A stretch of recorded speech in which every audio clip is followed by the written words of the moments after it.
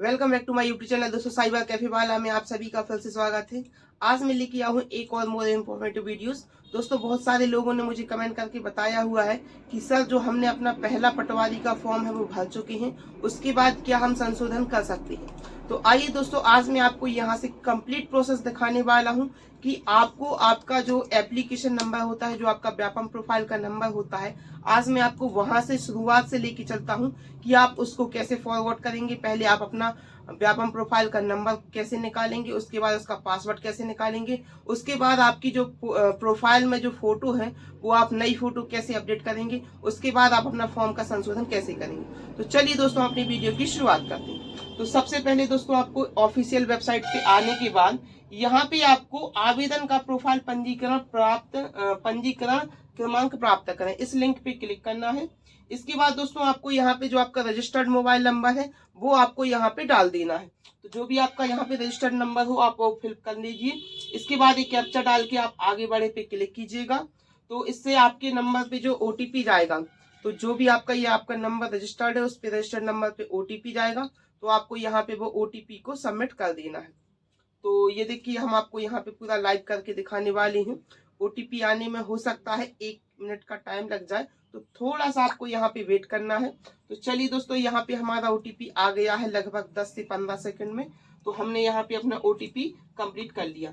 इसके बाद देखिए यह हमारा ऐप, यहाँ पर हमारा व्यापम प्रोफाइल का नंबर जो रजिस्टर्ड है वो आपको यहाँ पे मिल जाएगा। तो इसको आपको कॉपी कर लेना है और आप चाहें तो आप इसे अपने किसी भी नंबर पे इसको सेव कर लीजिए। आपने सिस्टम पे भी आप इसको सेव कर पाएंगे। इसके बाद दोस्तों हमें आप व्यापम प्रोफाइल को लॉगिन करने के लिए चाहिए पड़ता है पासवर्ड। तो होम पेज पे आने के बाद आपको फॉरगॉट प्रोफाइल पासवर्ड करना रहेगा। तो यहाँ से हम अपना व्यापम प्रोफाइल का पासवर्ड फॉरगॉट कर पाएंगे। इसके बाद आपको यहाँ पे आपका पंजीकरण नंबर डाल देना है जो भी हमने निकाला था। उसके बाद आपको मोबाइल नंबर डालना है और यहाँ पे आपको ये सिंपल सा कैप्चा कोड डाल के सबमिट बटन पे क्लिक करना रहेगा। तो यहाँ से जो आपका आईडी पासवर्ड है आप ये देख पा रहे हैं, password has been sent to your registered mobile number है ईमेल आईडी। तो यहाँ से जो आपका आईडी पासवर्ड है जो आपके मोबाइल नंबर पहुंच चुका है। अब आपके पास आपको जाना है प्रोफाइल पंजीयन फॉर्म पे। तो यहाँ से आपको जो है संशोधन करना है। तो प्रोफाइल पंजीयन फॉर्म संशोधन, आप इस लिंक पे जाइएगा। तो यहाँ से आपको जो आपकी आईडी पासवर्ड आया होगा वो आपको यहाँ से कॉपी करके पेस्ट कर देना है और जो आपका यहाँ पे पासवर्ड आया है आप उस पासवर्ड को यहाँ पे फिल कर लीजिएगा। तो ये भी हम आपको पूरा का पूरा लाइव करके दिखा देते हैं कि आपको किस प्रकार से अपना आईडी पासवर्ड डालना है। तो यहाँ पे हमने अपना आईडी डाल दिया है। अब हम यहाँ पे अपना पासवर्ड डाल रहे हैं। यहाँ पे आपको दोस्तों याद रखना है कि जो आपका पासवर्ड आता है उसके पूरे के पूरे अक्षर कैपिटल होते हैं। तो यहाँ पे आपको अपना पासवर्ड डालने के बाद प्रोसीड फॉर एडिट इस लिंक पे आपको क्लिक कर देना है। तो यहाँ से आपका दोबारा से केवाईसी होगा, तो इसमें आपको केवाईसी में यस कर देना है। इसके बाद आपको आगे बढ़े पे क्लिक करना है। दोस्तों एक कमेंट आया था मुझे कि जिन व्यक्ति ने अपने आधार कार्ड में अपडेट करा लिया है उनके लिए वो अपना नाम कैसे संशोधन कर पाएंगे। तो यहाँ पे मैं आपको कंप्लीट आज प्रोसेस दिखाने वाला हूँ। तो यहाँ पे इसको टिक करने के बाद आपको ये सिंपल सा कैप्चा डालना है। इसके बाद जनरेट ओटीपी पे क्लिक करना है। तो यहाँ पे जो आपके आधार कार्ड से लिंक मोबाइल नंबर होगा उस पर एक ओटीपी भेजा जाएगा। तो आपको जो ओटीपी आएगा वो आपको यहाँ पे फिल कर देना है। उसी के साथ साथ आई एग्री पे आपको क्लिक कर देना है। तो ये हमने ओटीपी भर लिया। इसके बाद गेट डिटेल पे हमें क्लिक करना है। तो दोस्तों बहुत सारे लोगों को कमेंट था कि यहाँ पे जो आपकी प्रोफाइल खुल जाती है वो इसमें हम संशोधन कैसे करेंगे। तो यहाँ पे आप देख सकते हैं ये हमारा नाम दिया हुआ है। अगर आपको यहाँ पे कुछ करना है, मान के चलिए आपको यहाँ पे अपना नाम सुधारना है, तो आप अभी इस टाइम पे अपना नाम यहाँ पे सुधार सकते हैं। ये देखिए हम आपको मिटा के दिखा देते हैं। तो यहाँ से ये देखिए इरेज हो गया। यानी कि अगर आप यहाँ पे कोई भी करेक्शन करना चाहते हैं तो आपका यहाँ से करेक्शन हो जाएगा। मान के चलिए आपका प्रोफाइल में कुछ पहले गलत नाम डाला था, उसके बाद आपने अपडेट करा लिया, तो यहाँ से आप अपना नाम अपडेट करा पाएंगे। ये नाम की स्पेलिंग है RANKRISHAN KRISHAN। ठीक।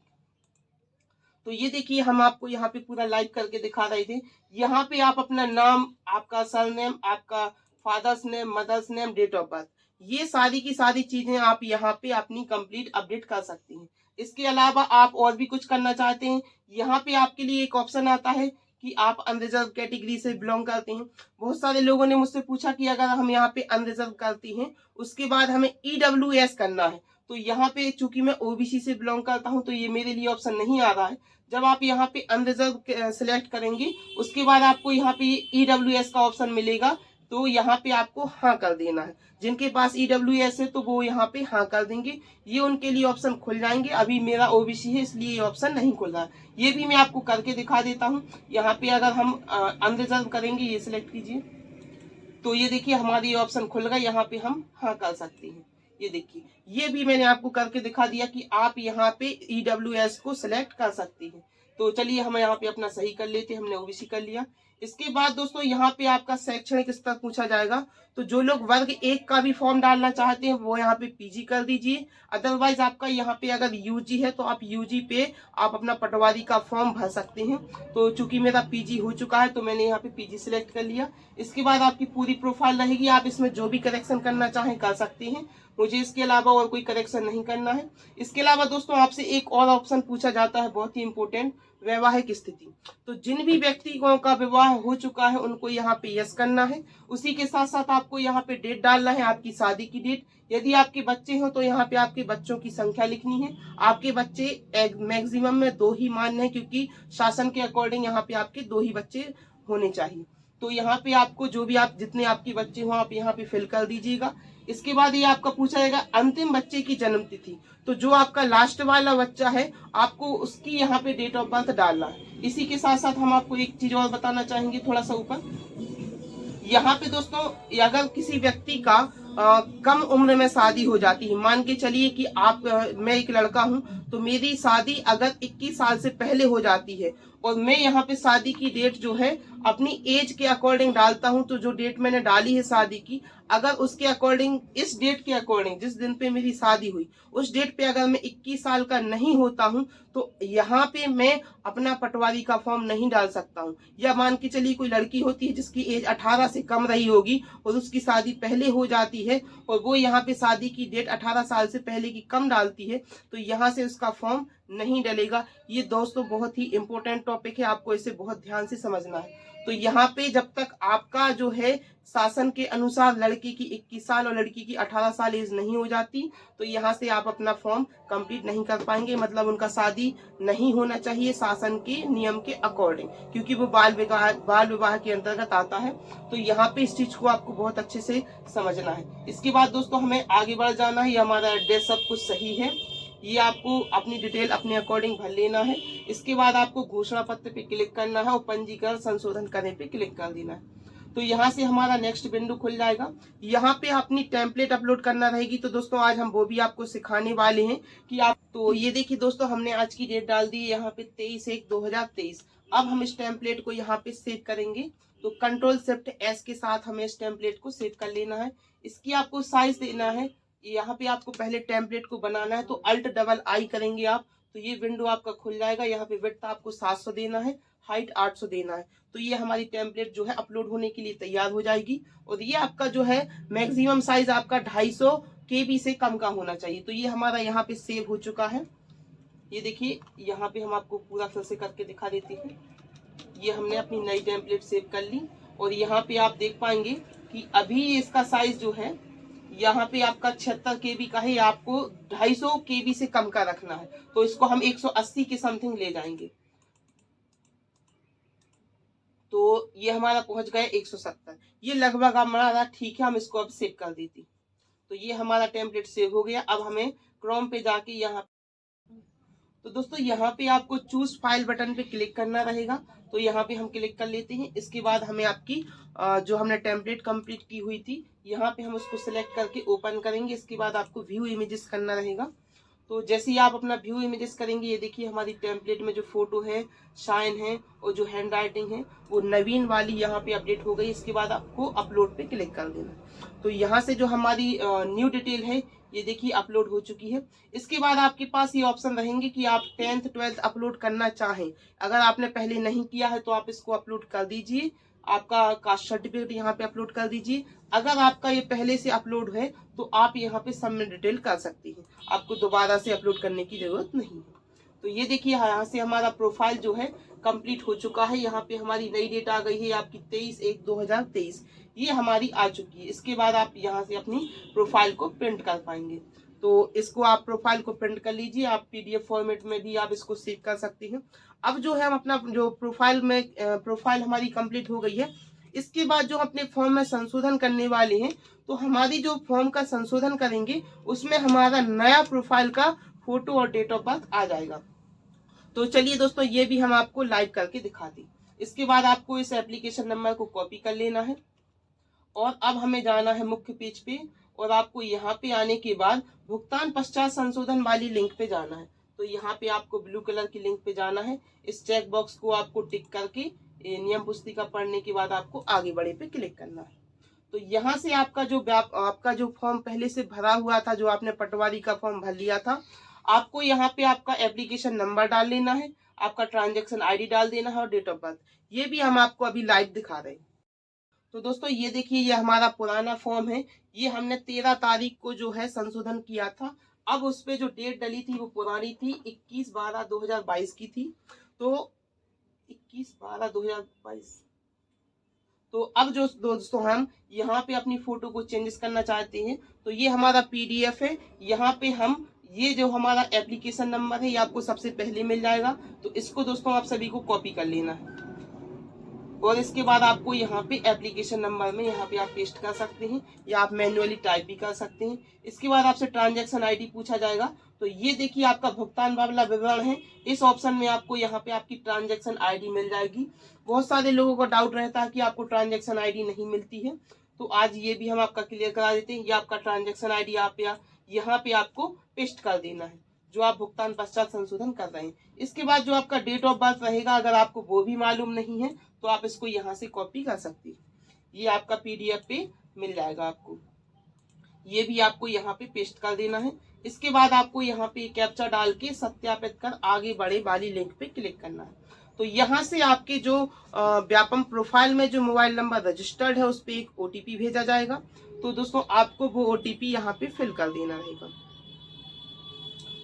तो ये देखिए दोस्तों, यहाँ पे हमने अपना OTP जो है फिल कर लिया है। इसके बाद आपको आगे बढ़े पे क्लिक करना है। ये देखिए अभी हमारा जो प्रोफाइल पे डेट आ रहा है वो 21/12/2022 का आ रहा है, मतलब ये हमारा 1 मंथ पुराना फोटो है। तो आपको यहाँ पे अभी कुछ नहीं करना है। इसके बाद स्क्रॉल करते हुए नीचे आना है।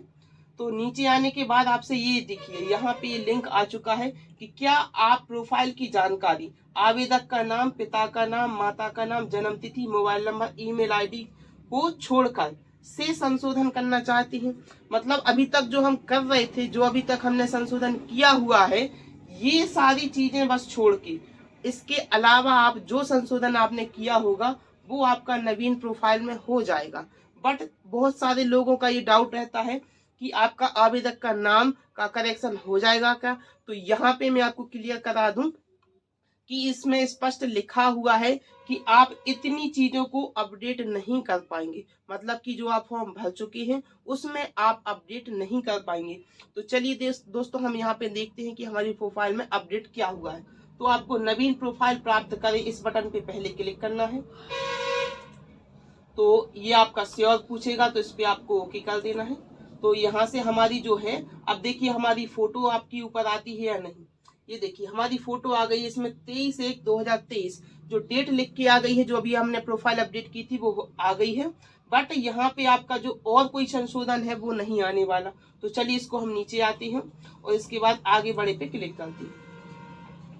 यहाँ से हमारा फॉर्म जो है अनलॉक हो चुका है। ये देखिए ये सारे के सारे ऑप्शन आ गए हैं। तो यहाँ पे हमें इसको बिना वर्ग के कर देना है और ये हमारे ऑप्शन सारे के सारे पहले से भरे हुए हैं। बहुत सारे लोगों ने मुझसे पूछा था कि इन सारे ऑप्शन पे आप एक वीडियो बना के दीजिए। तो यहाँ पे आज मैं आपको फिर से डिटेल से बताने वाला हूँ कि यदि आप भूतपूर्व सैनिक हैं तो आप इसको यस कीजिए, और इसके अलावा आप किसी भी प्राइवेट जॉब में या सरकारी जॉब में यदि पहले से होते हैं तो यहाँ पे आपको हाँ करना रहेगा। इसी के साथ साथ आपको जो भी आपका विभाग लगता है, आपको उस विभाग से पहले परमिशन भी लेनी होती है कि क्या आप इस एग्जाम को दोबारा दे सकते हैं या नहीं दे सकते हैं। तो आप अगर आप यहाँ पे यस करते हैं तो आपको अपने विभाग से परमिशन लेना रहता है। चूंकि अभी मेरा कोई विभाग नहीं है तो यहाँ पे मैं नो कर देता हूँ। इसके बाद ये सारे ऑप्शन मेरे लिए नहीं है, तो यहाँ पे मैं विक्रम पुरस्कार से भी संबंधित नहीं हूँ, ये सारे ऑप्शन नहीं है। तो आपके अकॉर्डिंग जो भी ऑप्शन हो आप यहाँ पे फिल कर लीजिएगा। इसके बाद आपको और एक ऑप्शन ये आपसे पूछा जाता है कि क्या आप राष्ट्रीय छात्र यानी एनसीसी के उम्मीदवार हैं, यानी कि आपके पास सी या डी प्रमाण पत्र है या नहीं। तो सी एवं डी लिखा है इसमें। तो दोस्तों बहुत सारे लोगों के पास सी सर्टिफिकेट जिनके पास होता है तो वो इस ऑप्शन को यस करके आगे बढ़ जाएंगे। तो यहाँ पे आपको जो है एनसीसी के सी सर्टिफिकेट के 10 नंबर एक्स्ट्रा दिए जाते थे पहले, तो अभी हमें देखना पड़ेगा कि नए में कितने दिए जा रहे हैं। तो यहाँ पे जिनके पास एनसीसी का सर्टिफिकेट हो वो यहाँ पे यस कर दीजिए। क्योंकि मेरे पास अभी नहीं है तो मैं इसको नो करके click here to select performance इस ऑप्शन को सिलेक्ट करता हूँ। तो यहाँ से अभी तक जितनी हमने डिटेल भरी हुई थी ये हमारी कंप्लीट हो गई है। इसके बाद जो हमारे पोस्ट कोड रहेंगे इसके लिए मैं काफी वीडियो बना चुका हूँ, तो अभी मैं अपने सारे पोस्ट कोड जल्दी से फिल कर लेता हूँ। तो दोस्तों यहाँ पे आपने देखा कि ये देखिए मैंने अपने सारे के सारे पोस्ट कोड भर लिए हैं। ये मैं आपको दिखा देता हूँ। यहाँ से ऊपर जाएंगे हम तो ये देखिए यहाँ पे हमारे सारे के सारे पोस्ट कोड भर गए हैं। जिन जिन पोस्टों के लिए हम एलिजिबल हैं तो ये हमने सारे पोस्ट कोड भर ली। इसके बाद हमें नीचे आ जाना है।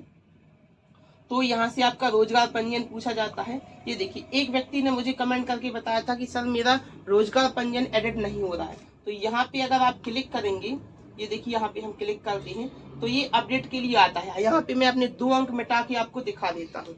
ये देखिए मैंने आपको 66 मिटाया और इसके बाद दोबारा से 66 लिख दिया। यानी कि यहाँ से अगर आपका जो रोजगार पंजीयन आपने नया बना लिया है तो यहाँ से आपका ये संशोधित हो जाएगा। यहाँ पे आपका डेट संशोधित हो जाएगा और ये आपकी डिटेल आपको अपने रोजगार पंजीयन के अकॉर्डिंग भर देना है। इसके बाद आपसे जो एग्जाम सेंटर पूछे जाएंगे तो आपको यहाँ पे अपने सारे के सारे एग्जाम सेंटर को अगर आप चेंज करना चाहें तो वो भी आप यहाँ पे कर पाएंगे।